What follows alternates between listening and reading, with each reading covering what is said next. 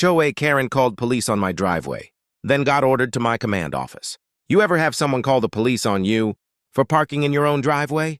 Yeah, that happened to me. And trust me, she did not expect how this ended. So I live in a neighborhood with an HOA. You already know where this is going. Most of the board members mind their business. But there's always one. The clipboard warrior, the rule enforcer, the self-appointed sheriff of suburbia. Let's call her Karen. Karen had a problem with my truck. Not because it was blocking anything. Not because it was breaking any rules. But because she didn't like how it looked in my driveway. She left notes on my windshield. She sent emails. She even knocked on my door once, telling me I was out of compliance. I checked the HOA rules. I was 100% compliant. That should have been the end of it. But Karen was just getting started. One afternoon, I'm working from home when I hear sirens. 2 police officers pull up and walk straight toward my house. Karen had called the police and told them I was illegally parking a commercial vehicle and refusing to comply, which was completely false. The officers were calm, professional, and clearly confused. They asked if the truck was mine. I said yes. They asked if I lived there. I said yes.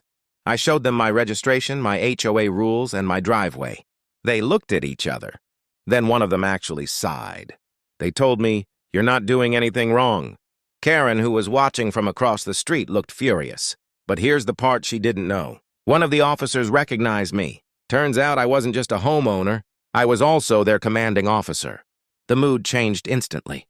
The officer apologized for the interruption and asked if I wanted to file a report for false police use or harassment. I said no. But I did ask one thing. Can you document this call? They nodded. Karen's smile disappeared. The next day, I contacted the HOA board. Not angry.